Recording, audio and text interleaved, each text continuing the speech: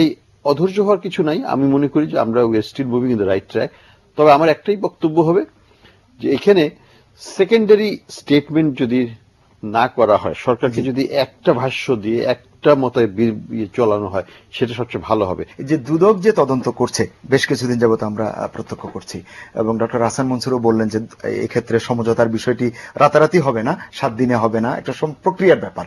আপনার কি মনে হয় টিআইবির নির্বাহী পরিচালক হিসেবে আপনারা কিভাবে এই বিষয়টিকে ওভারসি করছেন?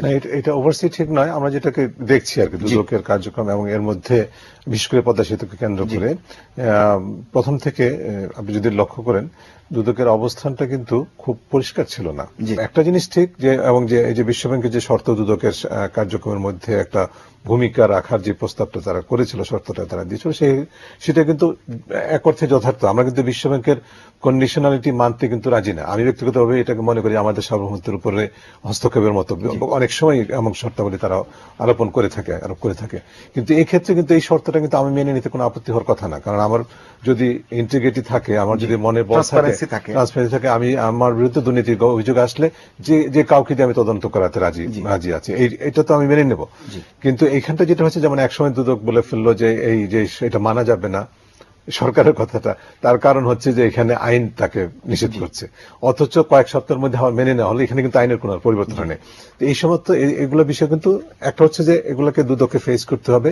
এবং আমি একটা কথা বলতে চাই, আমাদের মতো দেশে দুদক ততটুকুই কার্যকর হবে যতটুকু সরকার তাকে কার্যকর দেখতে চায়। অর্থাৎ ওই level of independence and credibility দুদককে কিন্তু সৃষ্টি করে দিতে হবে, একটা পরিবেশ সৃষ্টি করে দিতে হবে যাতে সে ক্রেডিবল হতে কাজটা করতে পারে। এটা যেরকম অপরিহার্য, সেই কারণে কিন্তু বিশ্বব্যাংকের শর্তটা, যেটা এখন যে কমিটির কথা বলা হচ্ছে, আন্তর্জাতিক পর্যবেক্ষণ থাকবে ইত্যাদি বলা হচ্ছে, সেটা যদি হয় তাহলে একটা বলবো যে ধারা।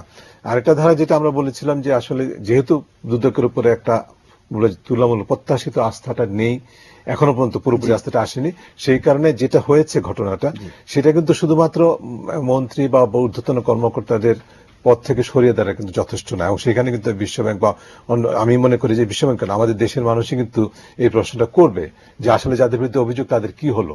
অন্যদিক থেকে যে এই যে পরবর্তী পর্যায়ে যখন প্রকল্পটা যদি আসে, বিশ্বব্যাংকের অর্থায়নে হোক, অন্য যে কোনো সূত্রে অর্থায়নে হোক, তখন কিন্তু এই যে ঘটনার প্রেক্ষিতে এটা হচ্ছে, দেশের মানুষের কিন্তু প্রত্যাশা থাকবে, আন্তর্জাতিক যারা আমাদের পর্যবেক্ষক, যারা আমাদের বায়োলেটারাল পার্টনার্স গুলো আছে, তাদের কিন্তু প্রত্যাশা থাকবে যে পুরো প্রক্রিয়াতেই, নতুন পর্যায়ে পুরো প্রক্রিয়াতেই কিন্তু স্বচ্ছতা থাকতে হবে।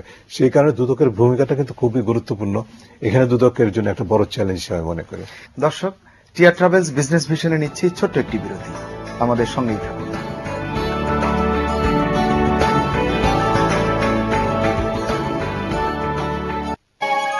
আপনারা দেখছেন টিআর ট্রাভেলস বিজনেস ভিশন। ছেড়ে দিয়েছে, সেগুলো করে আমি সবথেকে বেশি পপুলার হয়েছি। সুবর্ণা মুস্তাফা